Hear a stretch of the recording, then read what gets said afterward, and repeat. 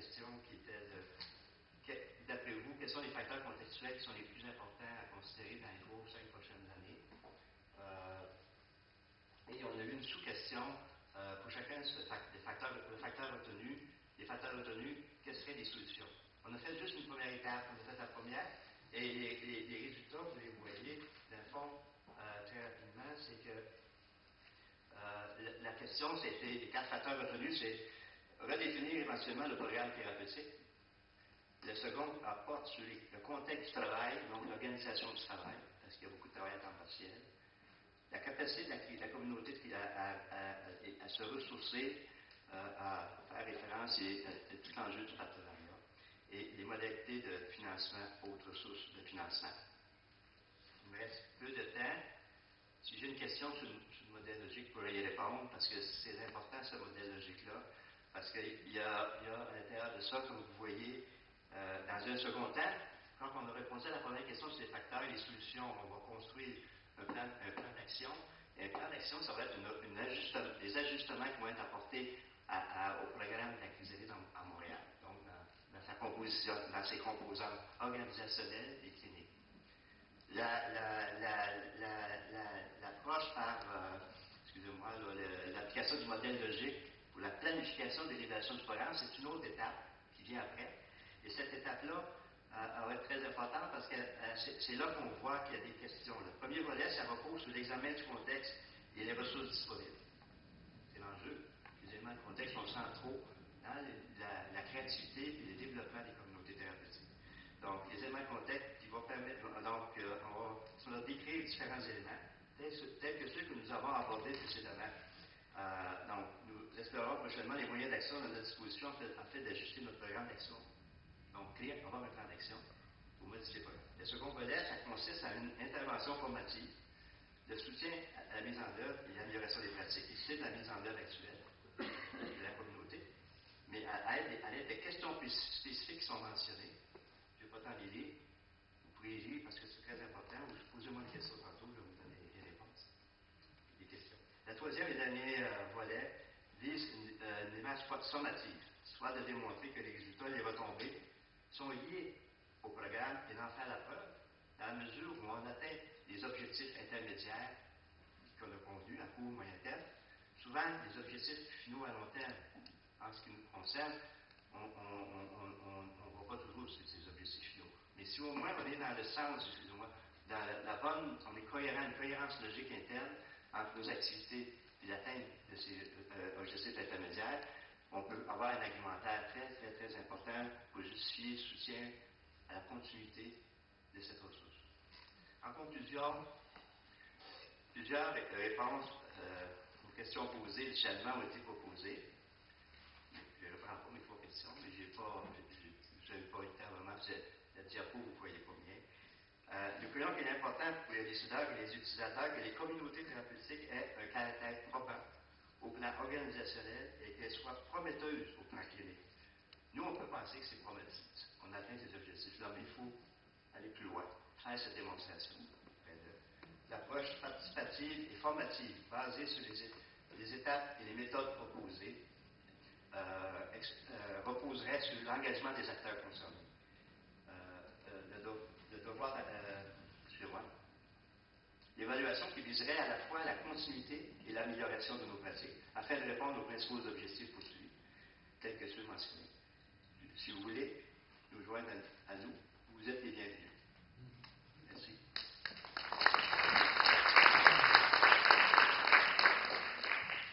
Merci beaucoup, Aimé Lebeau. On va maintenant laisser la place aux discutants. Donc, il y a Anne Capet et Céline Deneau. Je vais dire 2 petits mots sur eux. Donc, Anne est médecin directeur atropique à UCLE et est psychanalyste aussi. Et aussi à l'UNO. Tu es directrice à l'UNO.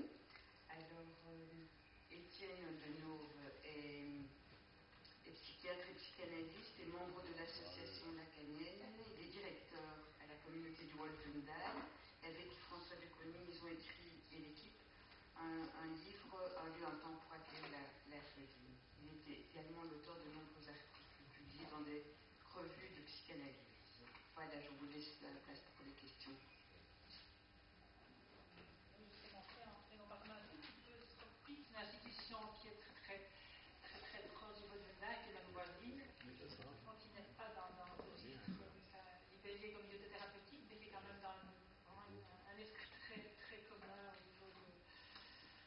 niveau de la pensée, mais aussi au niveau des patients, puisque dans beaucoup de nos patients, très volontiers, on fait un petit tour, soit de la traversière, soit au foyer, soit dans la communauté thérapeutique de Bruxelles. Donc, c'est aussi pour situer un peu l'institution qui aurait pu faire partie du groupe des communautés thérapeutiques qui se réunissent au RUI. Ce que je voulais peut-être dire en articulant tout de suite par rapport à nos deux intervenants,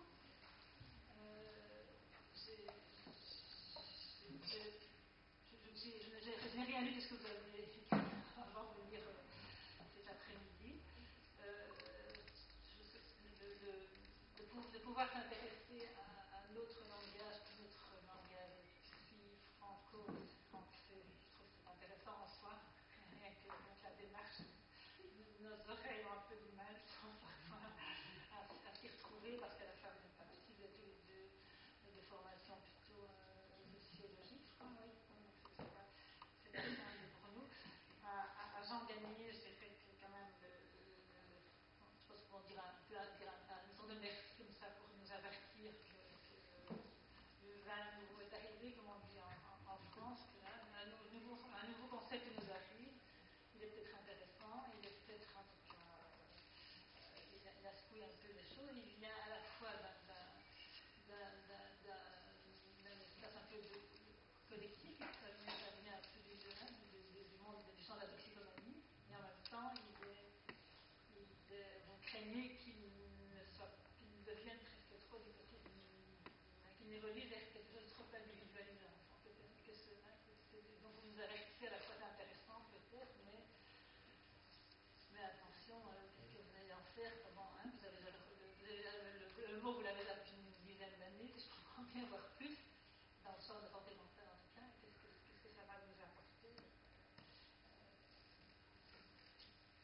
Ça me faisait penser un peu aussi à ces mots comme ça qui nous arrivent en Belgique. Ça me faisait penser au mot inclusion, qui est quand même assez nouveau dans le champ sentimental, qui vient du champ handicap et qui aussi travaille la question de la distance avec les patients ni trop peu, laisser venir, mais pas obligé de rentrer. Je trouve que ça touche un peu à ces questions de distance, au fond.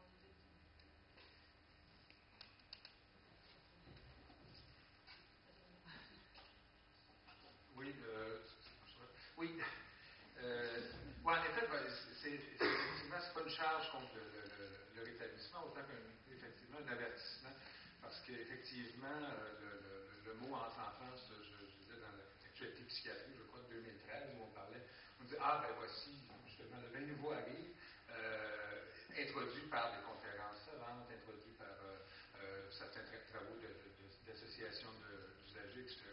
Mais bon, il me semble que pour accueillir, si on peut dire ainsi, ce concept-là, il faut le faire de façon critique, parce qu'on voit qu'effectivement, et je fais un lien avec l'ensemble du colloque depuis ce matin, avec aussi ce qu'Étienne racontait, c'est-à-dire le contexte néolibéral. Ça peut facilement être détourné pour dire, voilà, c'est l'affaire des individus. Nous, on est là pour les accompagner, n'en faites pas trop. Hein? On n'a pas besoin d'investir tant que ça dans les services d'accompagnement en santé mentale, puisque finalement, c'est l'affaire des gens. C'est eux qui doivent faire le travail.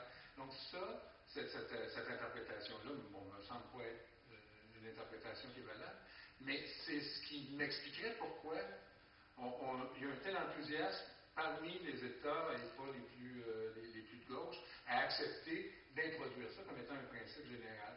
Parce que c'est populaire, c'est appuyé en général par les personnes utilisatrices. Donc, on a un capital de légitimité extraordinaire dans l'ensemble mot d'ordre du rétablissement. Et puis, on peut trouver, comme je tentais de l'indiquer, une façon d'en faire une version qui est tout à fait néolibérale. Je dirais, voilà. Prévenir contre les dérapages possibles. Merci beaucoup. Voilà, je voulais laisser vraiment la place aux deux autres intervenants parce que, à moins que. Oui, on pourra peut-être prendre du temps après les 4 personnes parce que sinon on va être fort en retard. Alors,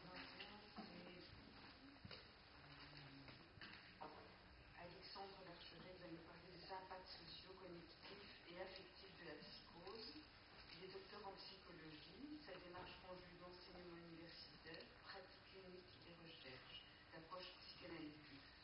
Il se spécialise dans le traitement des adultes souffrant de troubles psychotiques. Il agit à titre d'intervenant à la communauté thérapeutique La Chrysalide à Montréal. Merci. Donc, je suis très content d'être ici aujourd'hui pour cette opportunité d'échange. Ma présentation puise à deux sources. D'abord, dans un projet qui a été initié par mon collègue Yves Lecomte en 2004 et que ma collègue Lise Bourgeois-Guérin ainsi que moi-même avons repris en 2013. Notre analyse porte sur les impacts, de même que sur les stratégies d'adaptation déployées par des adultes psychotiques dans un contexte de post-hospitalisation. Le contenu des analyses des entretiens a été analysé en suivant une double perspective cognitive et psychodynamique, c'est-à-dire que nous avons mis en relation des stratégies de coping employées par les participants avec les mouvements psychiques sous-jacents qui sont à l'œuvre dans leur processus d'adaptation. Alors, l'échantillon total de notre étude compte 45 participants, puisque nous en sommes au début de nos analyses. On n'a pas terminé cette analyse-là. Les observations dont il va être question aujourd'hui portent sur à peu près une quinzaine d'entre eux. Et encore là, je vais aller puiser ici et là quelques résultats de ces analyses. Afin de brosser un portrait